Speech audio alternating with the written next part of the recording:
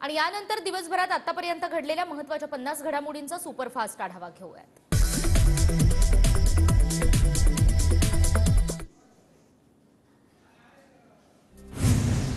भुजबळांची स्वतःच्या सरकारवरच शंका, भुजबळांकडून फडणवीस आणि अजित पवारांना डॅमेज करण्याचा प्रयत्न, जरांगेंची भुजबळांवर टीका।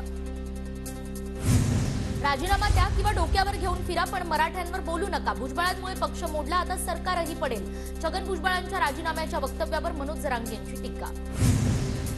गोरगरीब उपाशी मरावेत हे भुजबळांचं स्वप्न, ओबीसींनी भुजबळांपासून सावध राहावं, मनोज जरांगेंचा भुजबळांवर निशाणा। भुजबळ ज्या पक्षामध्ये जातात तो पक्ष संपवतात, आता सरकारही पाडतील, भुजबळांनी स्वतःचं कुटुंब सुद्धा अडचणीत आणलं, जरांगेंची भुजबळांवर टीका। भुजबळांचा राजीनामा हे केवळ नाटक, राजीनामा दिल्यानंतरही भुजबळ कॅबिनेट बैठकीत सहभागी, तुमचं काय राजकारण सुरू आहे हे लोकांना कळतंय, राऊतांचा भुजबळांसह सरकारवर हल्ला। छगन भुजबळांच्या भूमिका मुख्यमंत्र्यांच्या विरोधात, मुख्यमंत्र्यांनी भुजबळांना मंत्रिमंडळातून बाहेर काढायला हवं, संजय राऊतांचं वक्तव्य। व्यवसायाचा उल्लेख करून भांडणं वाढवणं अत्यंत चुकीचं, मतभेद आहेत तर दुश्मनी नाही, भुजबळांच्या वक्तव्यावर प्रकाश आंबेडकरांची प्रतिक्रिया। मराठा आरक्षणाच्या अधिसूचनेचा विषय अजूनही पुढे गेलेला नाही, सरकारनं काढलेल्या अधिसूचनेवर प्रकाश आंबेडकरांचं वक्तव्य। 2.5 महिन्यांपूर्वी राजीनामा दिला तरी मंजूर होणार नाही, छगन भुजबळांच्या राजीनाम्यावर आशिष देशमुखांनी। शेवटची निवडणूक सांगून मतं मागतील पण तुम्ही भावनिक होऊ नका, सुप्रिया सुळेंना टोला लगावत अजित पवारांचं बारामतीकरांना आवाहन। सुनेत्रा पवारांना बारामती लोकसभेसाठी उमेदवारी जाहीर करा, कार्यकर्त्यांची अजित पवारांकडे विनंती, तर लवकरच बारामतीसाठी उमेदवार जाहीर करेल, अजित पवारांचं वक्तव्य। निलेश राणेंचा उद्धव ठाकरेंच्या कुडाळमधील सभेला विरोध, ठाकरेंनी सभेचं ठिकाण बदलण्याची राणेंची मागणी। उद्धव ठाकरेंचा दौरा नियोजित आणि ठरलेल्या कार्यक्रमानुसारच होईल, अशा धमक्यांची पर्वा न करताच शिवसेना पुढे आली आहे, संजय राऊतांचा निलेश राणेंवर पलटवार। आम्हाला अडवण्याची तुमची हिंमत नाही, ठाकरे गटाचे आमदार वैभव नाईक यांचं निलेश राणेंना जोरदार प्रत्युत्तर।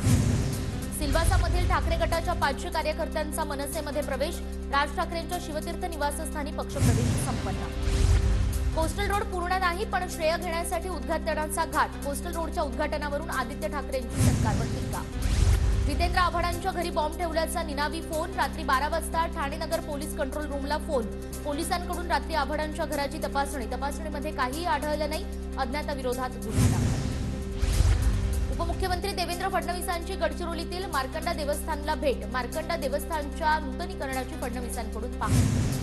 बारामतीमध्ये अजित पवारांच्या उपस्थितीत जनता दरबार, विद्याप्रतिष्ठानमध्ये बारामतीकरांची गर्दी। वंचित आघाडी आगामी निवडणुकांसाठी मैदानात उतरली, वंचितच्या प्रचाराची नागपुरातून सुरुवात होणार, आंबेडकर 7 फेब्रुवारीला शेतीविषयी ब्ल्यूप्रिंट सादर करणार, 7 फेब्रुवारी नंतर राज्यामध्ये ठिकठिकाणी सभा। परभणी परळी रेल्वे मार्गाच्या दुहेरीकरणासाठी केंद्रीय अर्थसंकल्पात 100 कोटी रुपये जाहीर, प्रवाशांकडून समाधान व्यक्त। राज्यातील निवासी डॉक्टर 7 फेब्रुवारीपासून बेमुदत संपावर, सरकारकडून मागण्यांची पूर्तता होत नसल्याने निर्णय, रुग्णांची गैरसोय होण्याची शक्यता।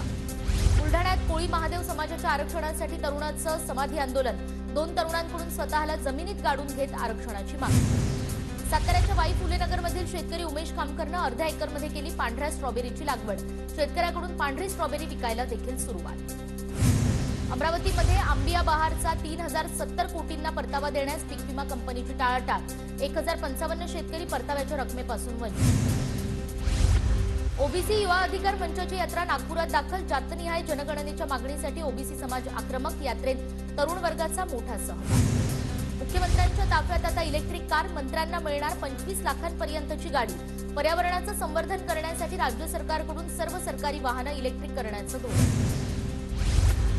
पुणे विद्यापीठातील ललित कला केंद्र तोडफोड प्रकरणी गुन्हा दाखल, भाजप युवा मोर्चाच्या 10 ते 12 कार्यकर्त्यांवर चतुर्शृंगी पोलीस ठाण्यामध्ये गुन्हा दाखल।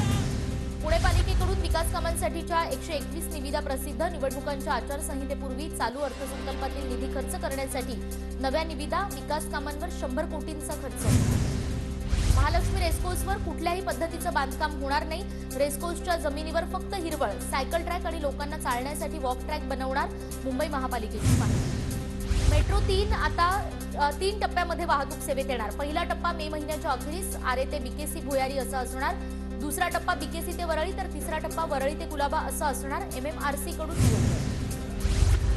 मुंबईतील पायाभूत सुविधा आणि रस्त्यांच्या उभारणीला वेग, मुंबईतील 16 उड्डाण पुलांच्या कामांना गती मिळण्यासाठी 4830 कोटी रुपयांची तरतूद। अजित पवारांनी काँग्रेसचे माजी आमदार दिलीप माने यांच्या फार्म हाऊसवर लुटला हुरडा खाण्याचा आनंद।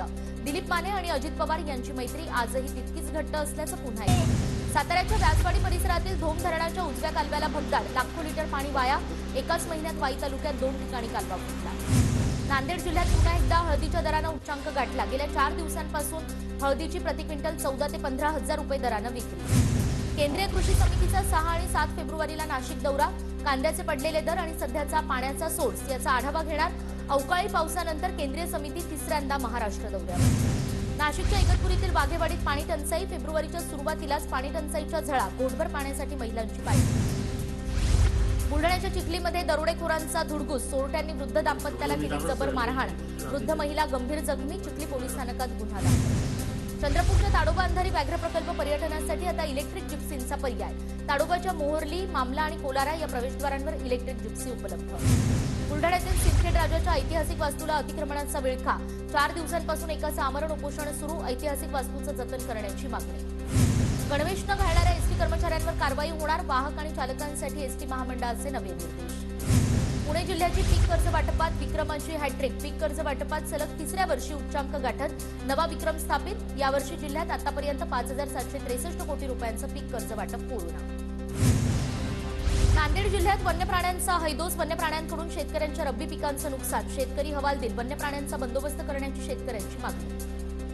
नाशिकच्या इगतपुरीत संतश्रेष्ठ निवृत्तीनाथ महाराजांचा पालखी दिंडी सोहळा, डोक्यावर तुळस, गळ्यात तुळशीमाळ, कपाळावर अष्टगंधाचा टिळा आणि मुख्य हरिनामाचा जप करत लाखो वारकऱ्यांची यात्रा।